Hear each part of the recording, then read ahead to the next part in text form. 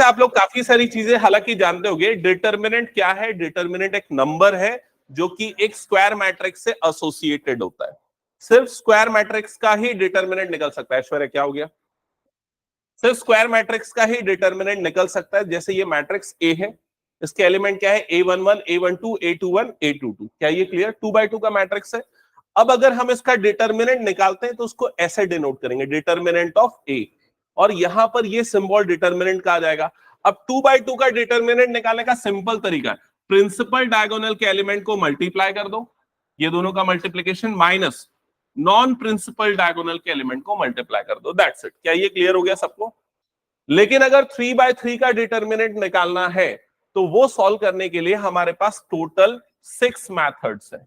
6 methods आप चाहो तो रो 1 से कर सकते हो, रो 2 से, रो 3 से, या कॉलम 1, कॉलम 2, कॉलम 3, किसी को भी लेके सॉल्व कर सकते हो। जैसे कि अगर मान लो हम रो 1 को लेके डिटर्मिनेंट निकाल रहे हैं तो R1 को निकालते समय रो 1 का पहला एलिमेंट लेंगे हम A11, फिर उसके बाद क्या करेंगे? उस एलिमेंट के करस्पॉन्डिंग रो और कॉलम को छुपा देंगे, हाइड कर देंगे, तो जो बच गया वो 2x2 वाला डिटर्मिनेंट सॉल्व करेंगे। फिर नेक्स्ट स्टेप में क्या होगा? हम रो 1 का नेक्स्ट एलिमेंट लेंगे जैसे कि B1, और फिर उसके करस्पॉन्डिंग रो और कॉलम को हाइड कर देंगे, और जो बच गया वो 2x2 वाला डिटर्मिनेंट सॉल्व करेंगे। और फिर उसके बाद उसी तरीके से C1, उसके करस्पॉन्डिंग रो और कॉलम को हाइड करके फिर वो वाला एलिमेंट। क्या ये क्लियर हो गया?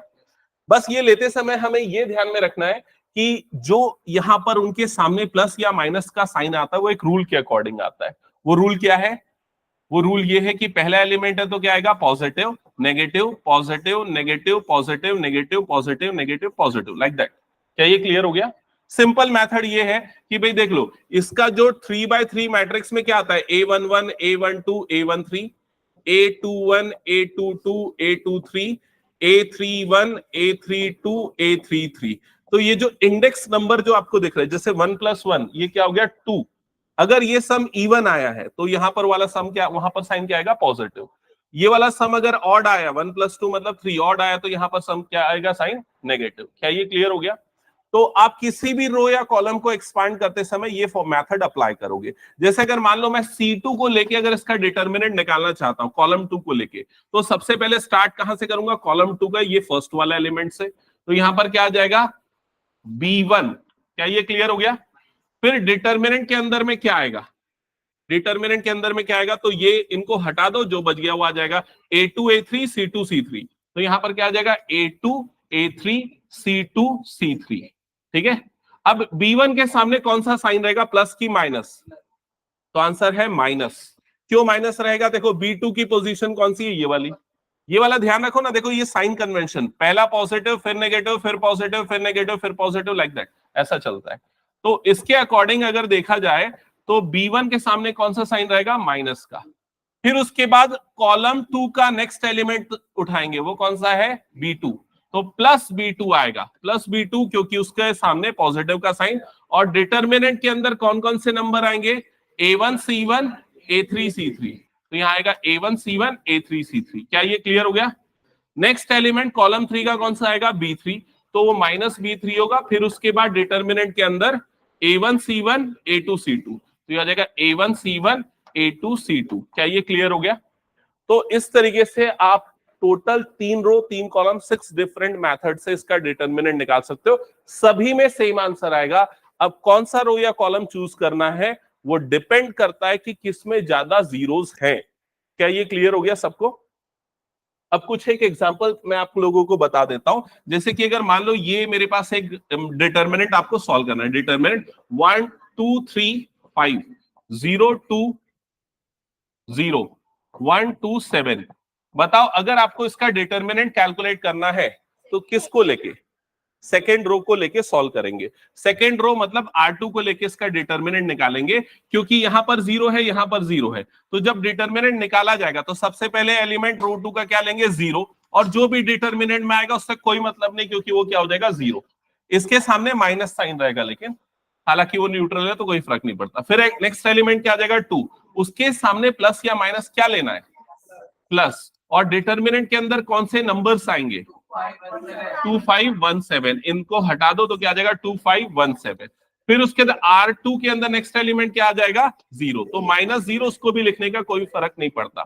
तो ये कितना हो जाएगा 14 माइनस 5, मतलब कितना हो जाएगा ये 9, 9 2 जा 18, दैट्स इट। क्या ये समझ गए सभी? ठीक है। अब देखो डिटर्मिनेंट निकालने के लिए कुछ शॉर्टकट रूल्स, जैसे कि बातें नहीं, इधर पे ध्यान दो पहले। 1 0 0 0 2 0 0 0 3 इसका डिटर्मिनेंट क्या होगा? तो इसको कैलकुलेट करने के लिए कोई सॉल्यूशन नहीं करना है। ये कौन से टाइप का मैट्रिक्स है? Diagonal matrix. इसका डिटर्मिनेंट निकालने के लिए सीधे इन तीनों को मल्टीप्लाई कर दो, इसका डिटर्मिनेंट मिल जाएगा। क्या ये क्लियर हो गया? अगर मान लो कोई मैट्रिक्स ऐसा है 2 0 0, नेक्स्ट आ रहा है 3 5 0, नेक्स्ट आ रहा है 2 7 3, मान लो इसका डिटर्मिनेंट निकालना है। ये कौन से टाइप का मैट्रिक्स है? तो इसको बोलते हैं लोअर ट्रायंगुलर मैट्रिक्स। ऐसे मैट्रिक्स के डिटर्मिनेंट निकालने के लिए भी सीधे सीधे इन तीनों को मल्टीप्लाई कर दो, आपको डिटर्मिनेंट मिल जाएगा।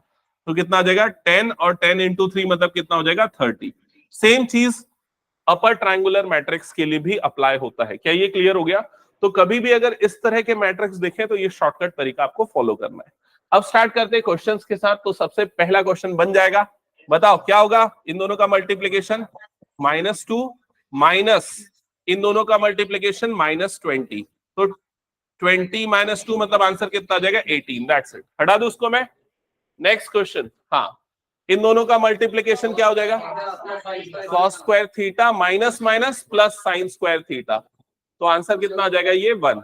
क्या ये क्लियर? हाँ, इन दोनों का मल्टीप्लीकेशन जब करेंगे तो देखो x plus 1 into x square minus x plus 1 ऐसा हो जाएगा। माइनस इन दोनों का मल्टीप्लीकेशन करेंगे तो x plus 1 into x minus 1। ये भी बड़ा सिंपल क्वेश्चन है, लेकिन फिर भी मैं बता रहा हूं उसके पीछे एक कारण है।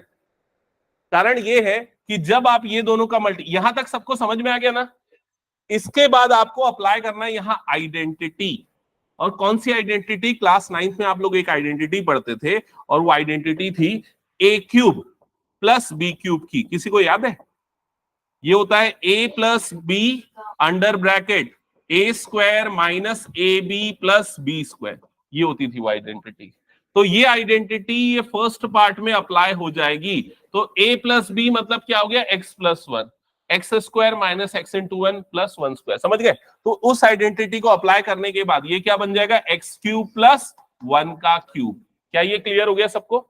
ब्रैकेट में क्लोज कर दिया। माइनस यहां कौन सी आइडेंटिटी लगेगी? a plus b, a minus b, जो क्या होता है a square minus b square. क्या ये सबको समझ में आ गया? जब ब्रैकेट खुलेगा तो ये बना एक्स क्यूब, और 1 का क्यूब कितना होता है 1। यहां जब ब्रैकेट खुलेगा तो क्या हो जाएगा? माइनस एक्स स्क्वायर, और ये क्या हो जाएगा? प्लस 1। क्या ये क्लियर हो गया सबको? ठीक है। अब उसके बाद फाइनली इसका आंसर आएगा x cube minus x square plus 2, that's it.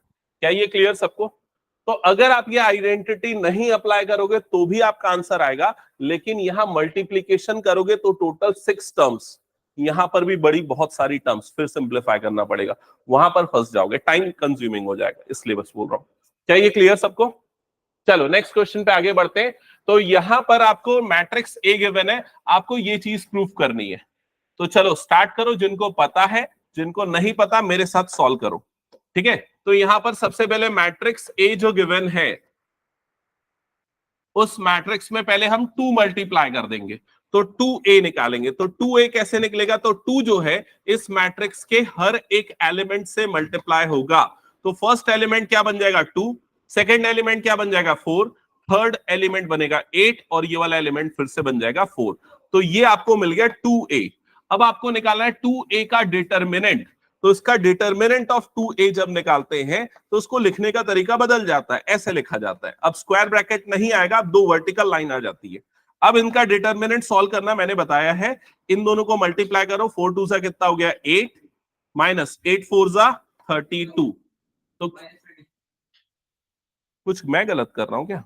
नहीं, -24, हाँ करेक्ट। क्या आएगा आंसर? -24। अब ये निकल गया आपका कौन सा part? LHS, left hand side. अब निकालते हैं RHS, राइट हैंड साइड। तो RHS निकालने के लिए आपको क्या निकालना पड़ेगा? 4 इंटू डिटर्मिनेंट ऑफ A। तो लिखा 4 और डिटर्मिनेंट ऑफ A, तो ये मैट्रिक्स A को हम डिटर्मिनेंट के फॉर्म में लिख देंगे। तो यहां पर क्या जाएगा? 4, इन दोनों का मल्टीप्लीकेशन कितना हो जाएगा? 2 माइनस 8, तो कितना आ जाएगा 4 इंटू -6, तो आंसर कितना आएगा -24। और यही चीज हमें प्रूव करनी थी। क्या ये क्लियर हो गया?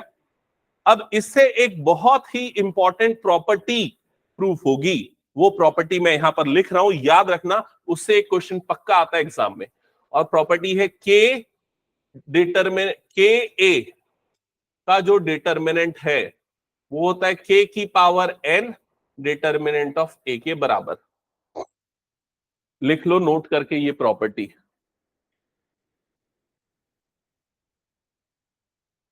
लिखा सबने?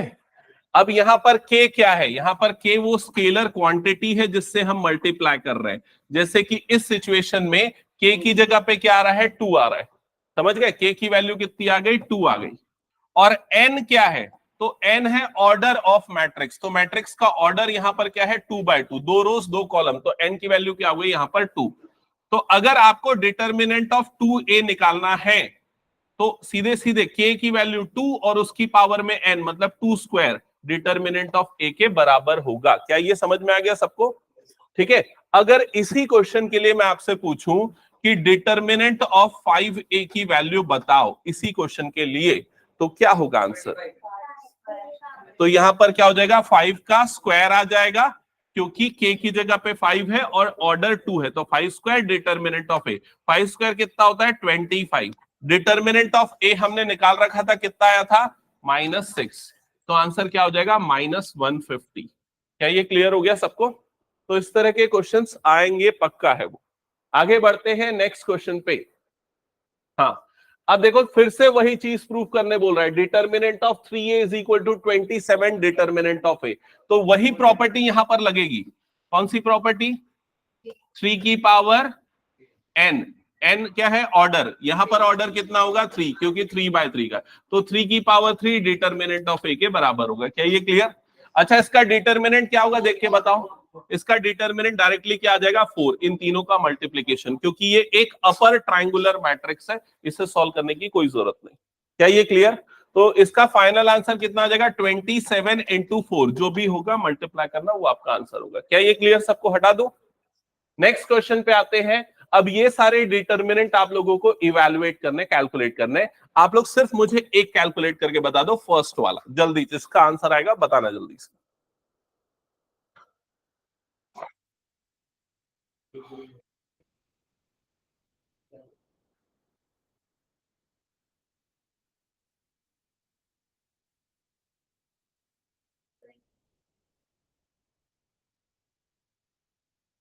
ओके,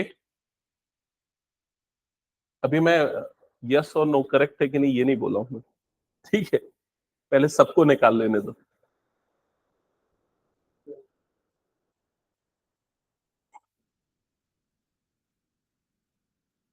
हो गया? सबने निकाल लिया? किस रो या कॉलम को लेके निकालना सबसे बेस्ट होगा? Second row. तो सेकेंड रो को लेके निकाल लेंगे तो पहले और दूसरे एलिमेंट का कोई मतलब नहीं, सीधा थर्ड एलिमेंट लेंगे। थर्ड एलिमेंट है हमारे पास -1, लेकिन उसके सामने कौन सा साइन आएगा? प्लस की माइनस। तो आंसर है माइनस। क्या ये क्लियर? फिर उसके बाद डिटर्मिनेंट के अंदर क्या लेंगे? तो डिटर्मिनेंट के अंदर लेंगे ये सारे नंबर एलिमेंट को हटा के, जो क्या बचेगा? 3 -1 और 3 -5। क्या ये क्लियर? तो ये तो बन गया +1, जिसका कोई मतलब नहीं रहा। अब इन दोनों का मल्टीप्लीकेशन कितना हो जाएगा? -15 माइनस इन दोनों का मल्टीप्लीकेशन कितना हो जाएगा? -3। तो -15 + 3 मतलब आंसर कितना आ जाएगा? -12। That's it. क्या ये क्लियर सबको? आपको इतना स्पीड तो कम से कम होना चाहिए जितना बाकी सबने आंसर किया। नेक्स्ट क्वेश्चन पे आते हैं। ये वाला क्वेश्चन सॉल्व कर लोगे? डिटर्मिनेंट निकाल लोगे? Next question.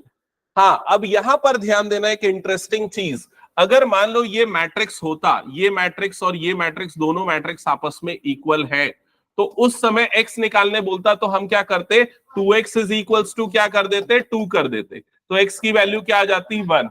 ये मैट्रिक्स में होता है, लेकिन ये डिटर्मिनेंट में नहीं होता। डिटर्मिनेंट में अगर कोई दो डिटर्मिनेंट इक्वल है तो उसको सॉल्व करके बाद में इक्वेट किया जाता है। तो इन दोनों का मल्टीप्लीकेशन कितना हो जाएगा? 2 माइनस इन दोनों का multiplication 20।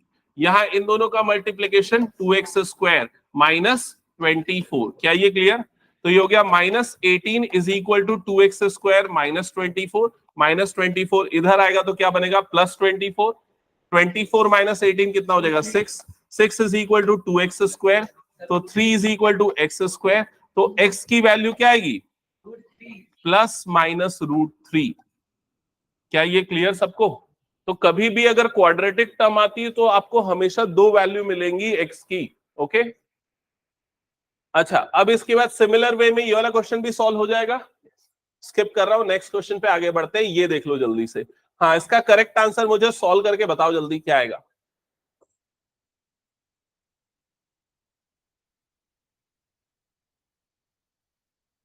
Option A B C क्या होगा?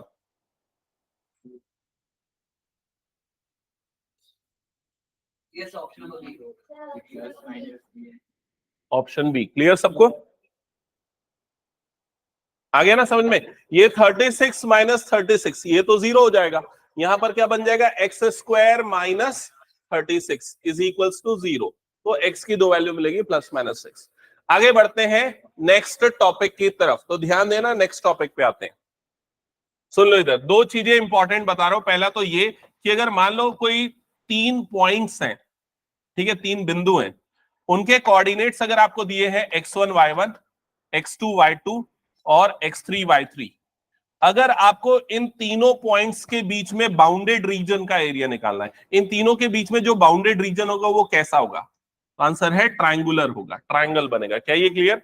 अगर आपको इस ट्रायंगल का एरिया निकालना है तो उसका फॉर्मूला है 1/2 determinant x1 y1 1, x2 y2 1, x3 y3 1। क्या ये समझ में आ गया सबको? अब x1 y1 x2 y2 x3 y3 वो तीनों पॉइंट्स के क्या है? कोऑर्डिनेट्स। अगर मान लो ये एरिया 0 आ रहा है तो उसका क्या मतलब होगा? इसका मतलब है एरिया है ही नहीं। एरिया नहीं है मतलब तीनों पॉइंट्स क्या है? कोलिनियर है, एक ही स्ट्रेट लाइन में है। क्या ये क्लियर हो गया सबको? ठीक है। और अगर मान लो कभी ये डिटर्मिनेंट सॉल्व करने पे आपको नेगेटिव मिले तो भी उसको आप क्या मानोगे? पॉजिटिव, क्योंकि एरिया कभी भी नेगेटिव नहीं होता। ये 2-3 रूल आपको ध्यान में रखने। तो पहली चीज ये हो गया ट्राइंगल का। दूसरा जो चीज है वो बहुत इंपॉर्टेंट है समझना। अगर ए एक स्क्यू सिमेट्रिक मैट्रिक्स है, स्क्यू सिमेट्रिक मैट्रिक्स याद है आपको किसको बोलते हैं? जैसे कि मान लो ये हो गया 0 -1 2, ये हो गया 1, ये -2, इधर पे 0 ले लेता हूं, इधर पे 3 और इधर पे -3 और ये 0। ये एक स्क्यू सिमेट्रिक मैट्रिक्स है। और क्यों स्क्यू सिमेट्रिक? क्योंकि इसका प्रिंसिपल डायगोनल क्या है? 0, और उसके अक्रॉस जो एलिमेंट है वो सेम है लेकिन साइन उनके क्या है? अपोजिट है। तो ऐसे मैट्रिक्स को स्क्यू सिमेट्रिक मैट्रिक्स बोलते हैं। तो क्या बोल रहा है? अगर ए कोई स्क्यू सिमेट्रिक मैट्रिक्स है ऑड ऑर्डर का, तो इसका ऑर्डर क्या है? 3/3 ऑड ऑर्डर है इसका। तो उसका डिटर्मिनेंट जो है वो सॉल्व करने की जरूरत नहीं, वो क्या आएगा? 0 आएगा। क्या ये क्लियर हो गया सबको? ये ध्यान में रखना, बहुत इंपॉर्टेंट कंसेप्ट है। लेकिन ये रूल तब अप्लाई नहीं होगा जब ये मैट्रिक्स एक इवन ऑर्डर वाला मैट्रिक्स होगा। जैसे मान लो अगर मैं 2/2 का एक स्क्यू सिमेट्रिक मैट्रिक्स लेता हूं, 2 और इधर पे ले लेता हूं -2, तो क्या आएगा इसका डिटर्मिनेंट? इसका डिटर्मिनेंट क्या आ जाएगा? तो डिटर्मिनेंट निकालेंगे तो क्या हो जाएगा? 0 माइनस माइनस मतलब क्या आ जाएगा? +4। क्या ये क्लियर? तो उसका डिटर्मिनेंट 0 नहीं आएगा, लेकिन वो हमेशा कैसा नंबर होगा? परफेक्ट स्क्वायर नंबर होगा। जैसे कि 4 एक परफेक्ट स्क्वायर नंबर है। अगर मैं 3 और -3 लूंगा तो क्या आ जाएगा? 9। वो भी क्या होगा? एक परफेक्ट स्क्वायर नंबर होगा। क्या ये क्लियर हो गया? तो इससे रिलेटेड क्वेश्चन बनते हैं, ध्यान रखना। नेक्स्ट आते, तो ये सिंपल क्वेश्चन है, आपको एरिया ऑफ ट्रायंगल निकालना है, वो फॉर्मूला जो भी मैंने बताया अप्लाई करके। चलो क्वेश्चन 3 इसका सॉल्व करके बताओ।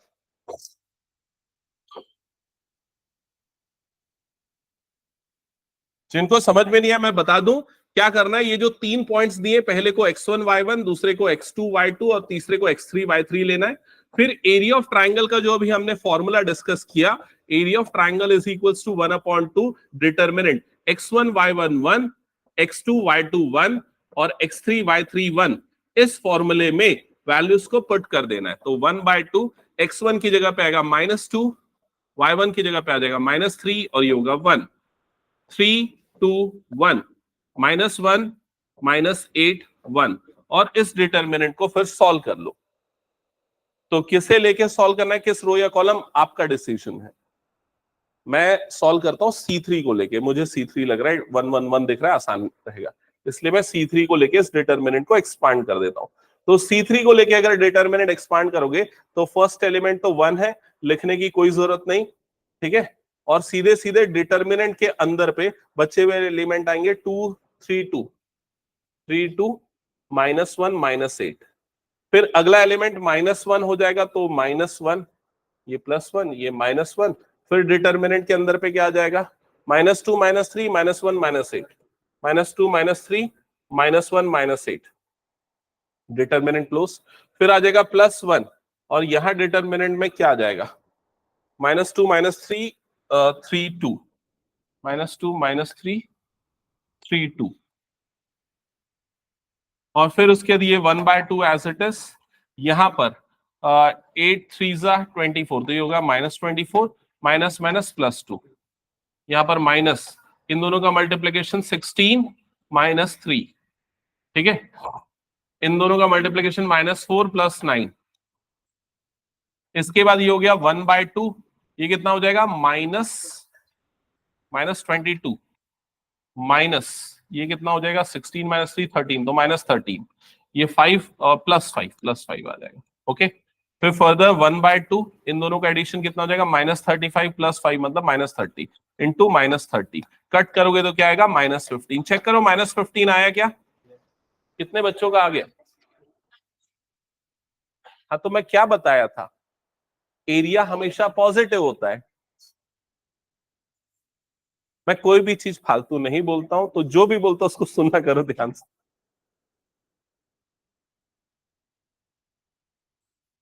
क्या ये क्लियर हो गया, ओके। नेक्स्ट क्वेश्चन पे आते हैं। हाँ, अब इस क्वेश्चन में क्या लिखा है कि शो करना है ये तीनों पॉइंट्स कैसे हैं, कोलिनियर, मतलब इसका डिटर्मिनेंट क्या आना चाहिए, 0। स्किप कर रहा हूं फिलहाल मैं इस क्वेश्चन को, जो इंपॉर्टेंट, एक्चुअली इस टॉपिक से क्वेश्चन आता ही नहीं है एग्जाम में, एरिया ऑफ ट्राइंगल वाला क्वेश्चन आता ही नहीं है, बहुत रेयरली है। तो इसलिए मैं इसको स्किप करके सीधे उन टॉपिक पे आता हूं जिसके क्वेश्चन आने के चांसेस। एक क्वेश्चन इसका आने का चांस है जो ये वाला क्वेश्चन है, इसको देख लो, इसको बना लो जल्दी से, और फिर मैं नेक्स्ट टॉपिक में मूव करूंगा जिसमें माइनर कोफैक्टर एडजॉइंट आएगा।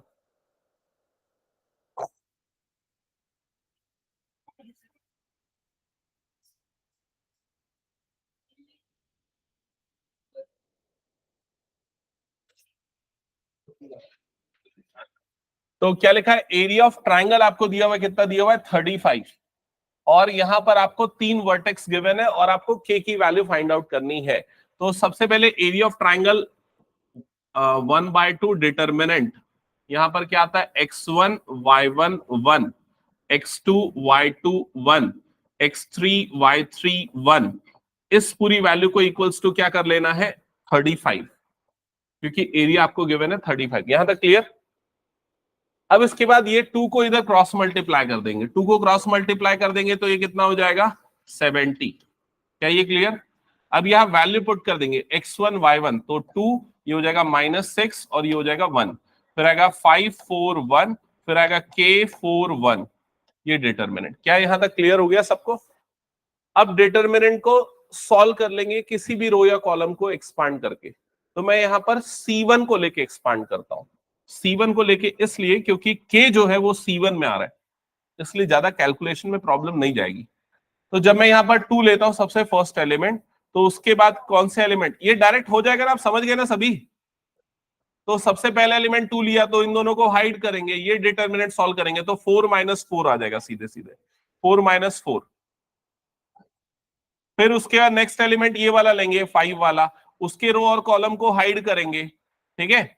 तो यहां पर क्या आ जाएगा, -6 और -4। तो यहां पर आएगा -5, इधर पे आ जाएगा -6 -4। चेक करो ये क्लियर सबको। फिर उसके बाद प्लस के ले लेंगे, फिर उसके के वाले एलिमेंट के रो कॉलम को हाइड करेंगे तो क्या आ जाएगा, यहां पर -6 -4, -6 -4 इज इक्वल्स टू कितना होगा, 70। तो ये तो 0 हो गया पूरा, ये कट गया। यहां पर ये कितना बना, -10, -10 और -5, +50 की -50, +50। और ये कितना बनेगा,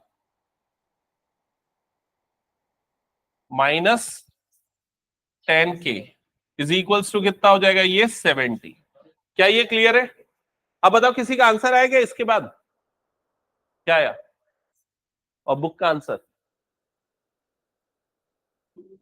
इधर पे ध्यान देना। क्या यहां तक का सबका हो गया? अब इसके बाद अगर आप इसको सॉल्व करोगे तो आपके के की जो वैल्यू है वो आएगी -2, मतलब आप टिक करोगे ऑप्शन बी को, लेकिन ये गलत है। करेक्ट आंसर है ऑप्शन सी। तो अब आपकी गलती कहां पर हो रही है? तो यहां ध्यान देना, मैंने बताया था कि ये जो डिटर्मिनेंट है ये पॉजिटिव भी आ सकता है और नेगेटिव भी। तो अभी हम इसमें एक साइन ले रहे हैं, एक और दूसरा साइन लेना पड़ेगा। वो कौन सा? नेगेटिव वाला, माइनस वाला। तो एक बार आप इसी को लेके सॉल्व करोगे और इसको जब लेके सॉल्व करोगे तो के की वैल्यू आपके पास कितनी आ जाएगी? -2। और एक बार इसका साइन बदल के सारे टर्म का साइन, मतलब एक साइड के सारे टर्म्स का, तो इन सारे टर्म्स का अगर मैं साइन बदल दूंगा तो क्या हो जाएगा? -50 + 10 के, और राइट साइड में क्या रहेगा? 70। क्या ये समझ गए ना? एलएचएस के सारे टर्म का साइन बदल देना और अब सॉल्व करोगे तो के की वैल्यू कितनी आ जाएगी? 10 के इज इक्वल टू कितना हो जाएगा? 120, और के की वैल्यू यहां पर कितनी आ जाएगी? 12। और ऑप्शन डी इसका क्या हो जाएगा? Correct answer. चेक करो ऑप्शन डी सही है क्या? हाँ। क्या ये क्लियर हो गया सबको? तो इसी वजह से मैंने ये क्वेश्चन दिया, क्योंकि ये एमसीक्यू में कई बार पूछा गया क्वेश्चन है, ठीक है, और यहां पर बच्चे गलती कर देते हैं। ये ट्रिक ही ऐसा दिया हुआ एक्चुअली, तो ध्यान रखना इस चीज को। ओके, चलो आगे बढ़ते हैं नेक्स्ट टॉपिक की तरफ। अब यहां पर दो वर्ड लिखा है, singular and non singular matrix. तो सिंगुलर मैट्रिक्स किसे कहते हैं? किसी को याद है? ऐसे मैट्रिक्स जिनका डिटर्मिनेंट 0 होता है उसको कहते हैं सिंगुलर मैट्रिक्स, और ऐसे मैट्रिक्स जिनका डिटर्मिनेंट 0 नहीं होता है उसे कहते हैं नॉन सिंगुलर मैट्रिक्स। क्या ये क्लियर हो गया? और मैंने पिछली क्लास में ये चीज बताया था कि किसी भी मैट्रिक्स का इनवर्स तभी निकल सकता है जब वो कैसा हो? नॉन सिंगुलर मैट्रिक्स हो। क्या ये क्लियर हो गया? ओके, तो ये सिंगुलर और नॉन सिंगुलर हो गया। अब आते हैं माइनर और कोफैक्टर पे। तो ये वाली चीज थोड़ी सी ध्यान देना, समझने में थोड़ा सा मुश्किल जा सकता है। ओके, एक काम करता हूं, इसको मैं एक फ्रेश पेज पे बताता हूं। यहां पर अगर बताऊंगा तो थोड़ा सा मुश्किल जाएगा। एक मैट्रिक्स ले लो, सबसे पहले मैट्रिक्स ए, और उसके एलिमेंट मार्क कर दो A11, A12, A13, A21, A22, A23, A31, A32 and A33। ये क्या? मैट्रिक्स ए के एलिमेंट। ओके, अब सबसे पहले माइनर्स के बारे में बता देता हूं। माइनर्स क्या होता है और कैसे निकाला जाता है?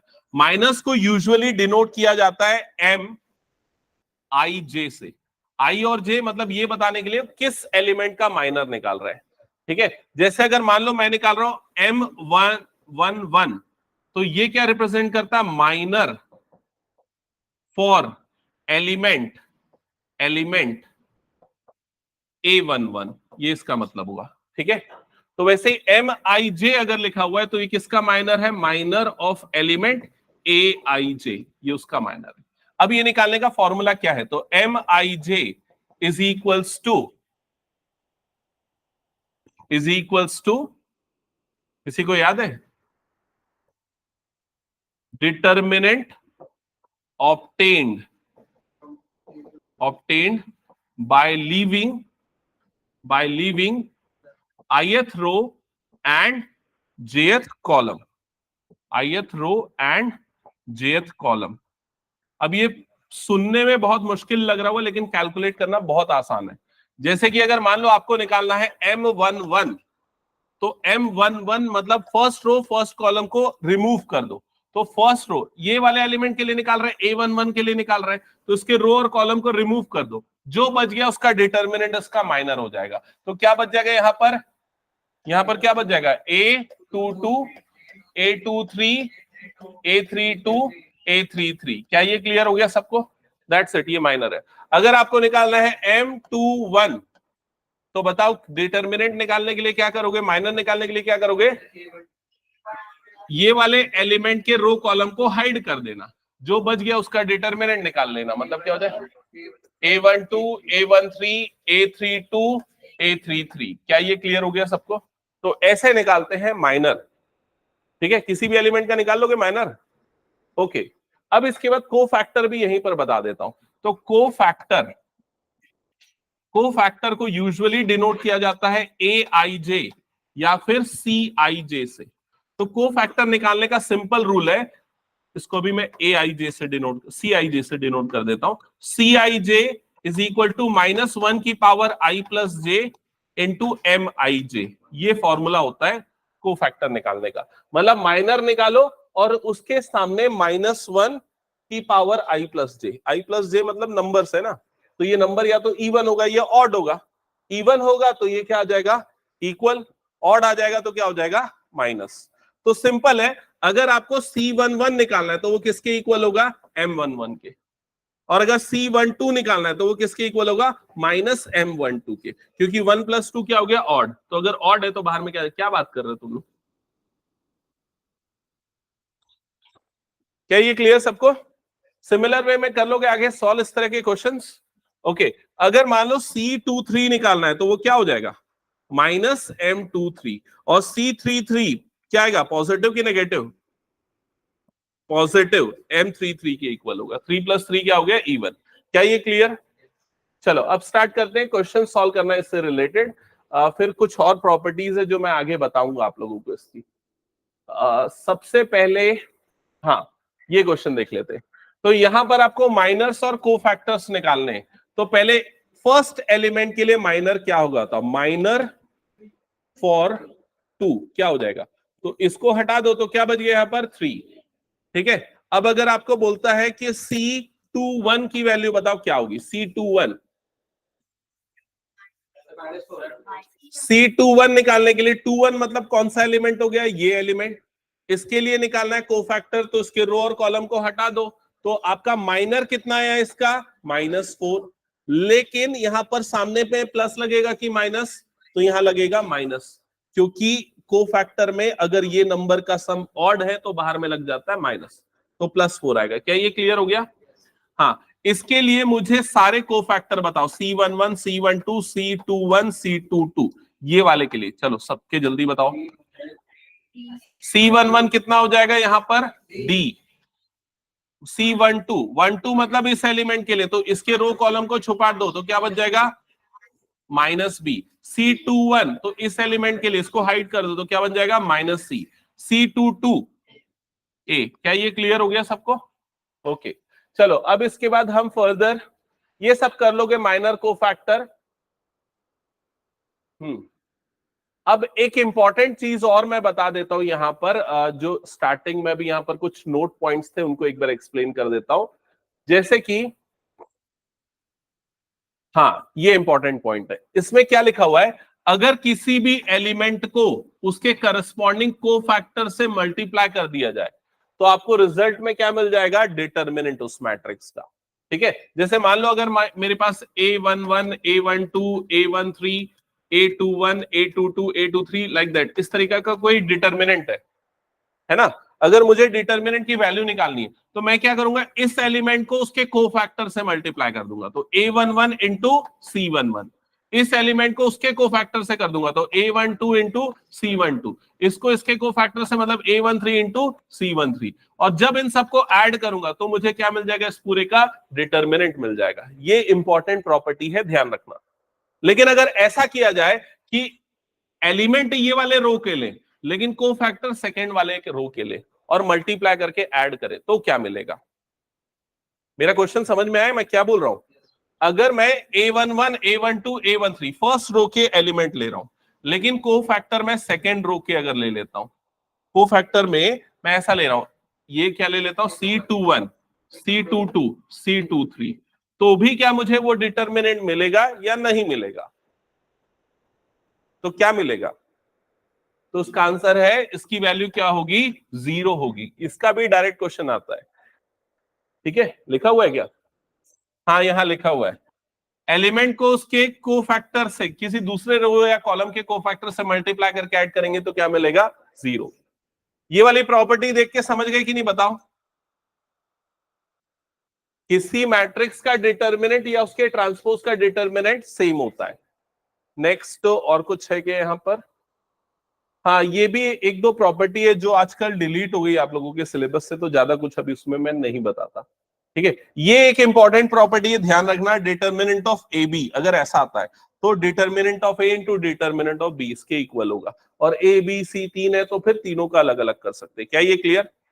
ओके अच्छा, इस प्रॉपर्टी को यूज करके बताओ डिटर्मिनेंट ऑफ ए स्क्वायर की वैल्यू क्या होगी?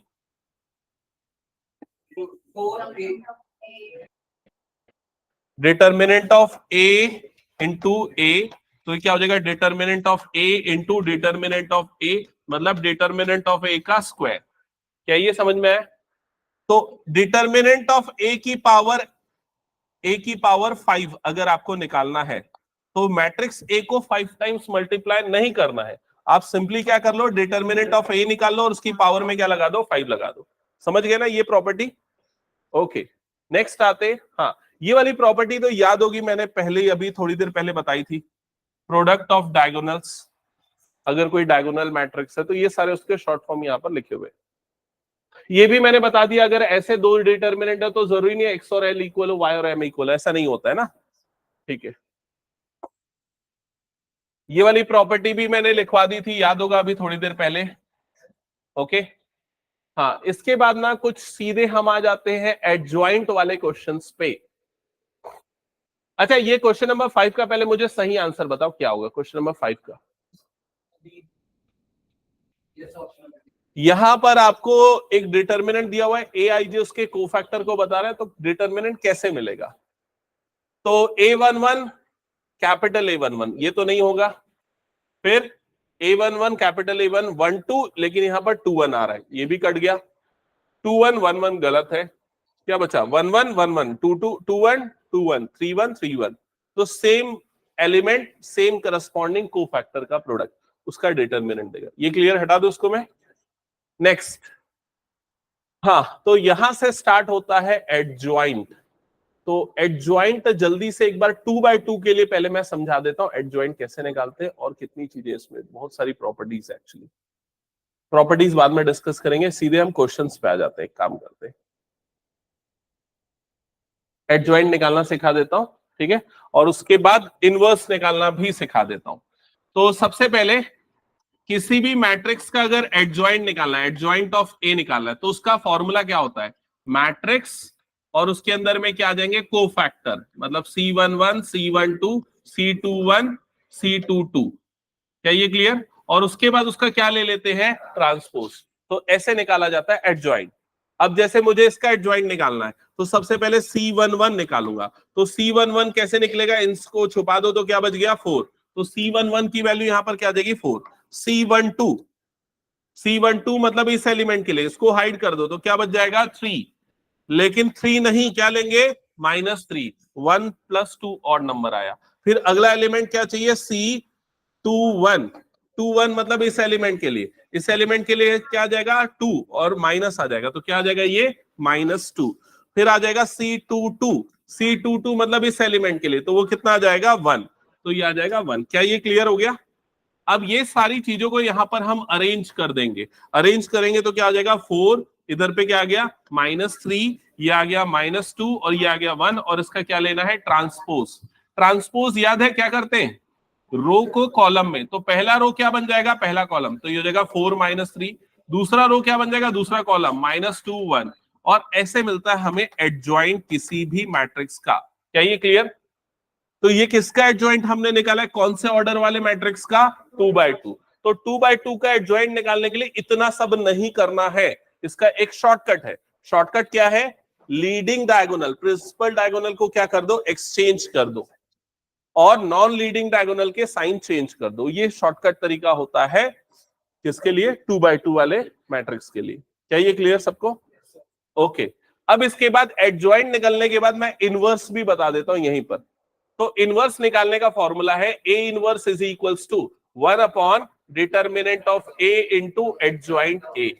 तो जैसे इसका अगर डिटर्मिनेंट निकालते हैं, क्या आएगा इसका डिटर्मिनेंट? क्या आएगा जल्दी बताओ? 4 -6, 4 -6 मतलब कितना हो जाएगा? ये -2। क्या ये क्लियर? तो अब ये वाली वैल्यू यहां पर रख दो, 1 अपॉन -2, और ये वाला एडजॉइंट वाला जो मैट्रिक्स अभी हमने निकाला पुट कर दो, 4 -2 -3 1, और उसके बाद जब -1/2 अंदर जाएगा तो ये कितना बन जाएगा? -2 1 3/2 और ये हो जाएगा -1/2 और ये उस मैट्रिक्स का क्या निकल गया, इनवर्स। क्या ये सबको समझ में आ गया? तो ये अभी हम उस टॉपिक तक पहुंचे हैं जहां से सबसे इंपॉर्टेंट क्वेश्चन स्टार्ट होता है, इनवर्स वाला पार्ट, और जिससे इक्वेशन सॉल्व करने वाला। ये क्लियर हो गया ना सबको? शशांक समझ में आया तेरे को? ज्यादा फास्ट किया क्या मैं? ठीक है, ओके। इसके बाद ये वाले क्वेश्चन का मुझे एडजॉइंट निकाल के बताओ। क्या टाइम हो गया क्या? टाइम है मेरे ख्याल से 2-3 मिनट। सॉल्व करो, उसका एडजॉइंट निकालो जल्दी। एडजॉइंट और इनवर्स निकालो।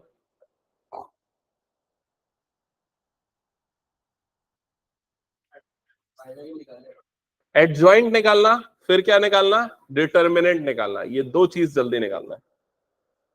इसके लिए वो शॉर्टकट रूल नहीं लगेगा ना, पूरा सॉल्व करना पड़ेगा, को फैक्टर निकालना पड़ेगा।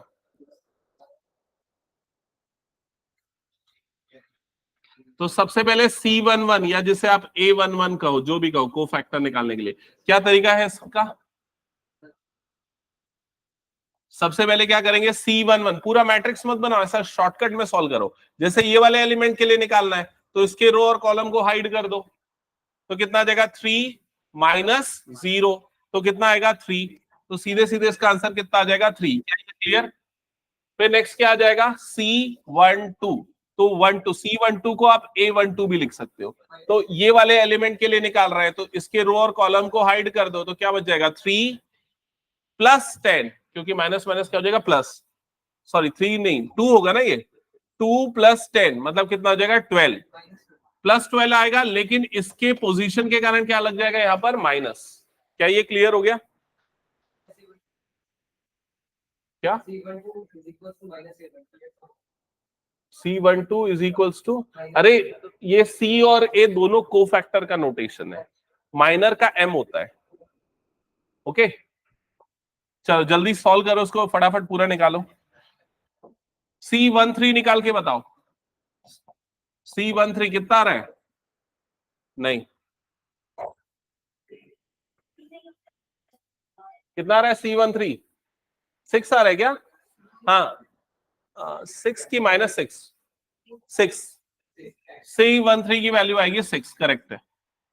ओके, अब देखो इसको लिखने का एक तरीका जो मैं बता रहा हूं, C11, C12, C13 ऐसा लिखो। फिर उसके बाद क्या चाहिए, C21, C22, C23, फिर क्या आ जाएगा C31, C32, C33।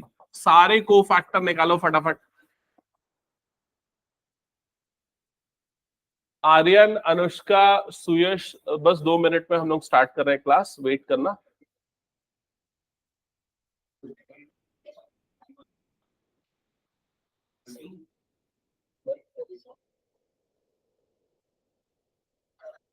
अच्छा अनुष्का, आपको ये समझ में आया क्या डिटर्मिनेंट्स? एक बार बता दो, अभी जो पढ़ रहे हैं, अगर ये क्लियर नहीं हुआ तो फिर थोड़ा सा डिटेल बताना पड़ेगा। Anshika, sorry Anshika. Yes, sir, I understood. Okay,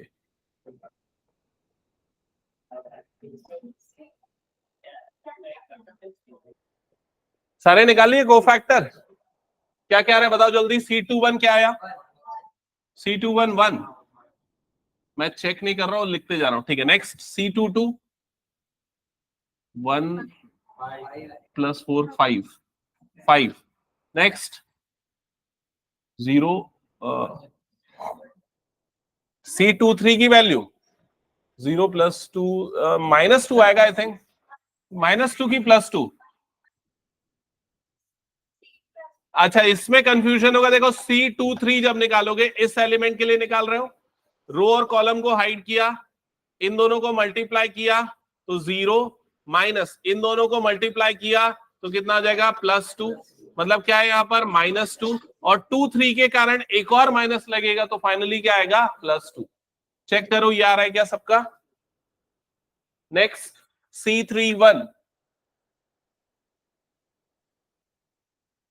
C31 इस एलिमेंट के लिए निकालेंगे तो कितना जाएगा, -5 -6, मतलब ये आएगा -11, ये आएगा -11। C32 32 मतलब इस एलिमेंट के लिए निकाल रहे हैं, रो और कॉलम को हाइड करो, सो कितना आ जाएगा 5 -4, 5 - 4 मतलब 1,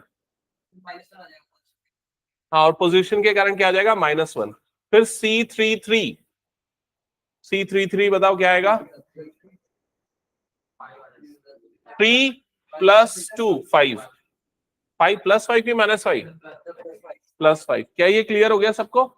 तो सारे कोफैक्टर निकालने के बाद एडजॉइंट जब निकालोगे तो देखो, मैंने ऐसे जो अरेंज करने के लिए बोला उसके पीछे एक शॉर्टकट ट्रिक थी, क्योंकि एडजॉइंट निकालने के लिए आपको क्या करना पड़ता है, ट्रांसपोज। तो पहले लिखोगे फिर ट्रांसपोज करोगे, या तो ठीक से नहीं लिखा डायरेक्ट करोगे तो गलती होने के चांस है। तो देखो क्या करो, ये वाले जो एलिमेंट है ना, इसको उठा के एज इट इज कॉलम में पुट कर दो, 3 - 12 और 6। समझ गए? ये अपने आप ट्रांसपोज होते जा रहा है। इसको सीधा उठा के पुट करो तो क्या हो जाएगा, 1 5 और 2। इसको सीधा उठा के कॉलम बना दो तो क्या हो जाएगा, -1 -1 -11 -1 और ये क्या हो जाएगा 5। That's it. समझ गए ना? नहीं तो पहले इसको पुट करते रो में, इसको पुट करते रो में, इसको पुट करते फिर ट्रांसपोज लेते तो डायरेक्ट हो जाएगा। अब इसका ए इनवर्स निकालने के लिए क्या करना पड़ेगा, डिटर्मिनेंट निकाल के फिर formula determinant of A into adjoint of A. क्या ये क्लियर सबको? तो अगली क्लास के पहले आप लोगों का टास्क रहेगा कि एडजॉइंट निकालना और इनवर्स निकालना अच्छे से प्रैक्टिस कर लो। वो कहां पर आएगा, इसी के आगे और 2-3 क्वेश्चंस है। जितने भी क्वेश्चन दिख रहे हैं ना 3x3 के, सबके इनवर्स निकालते चलना, ठीक है? ये वाले सारे क्वेश्चंस कर लेना।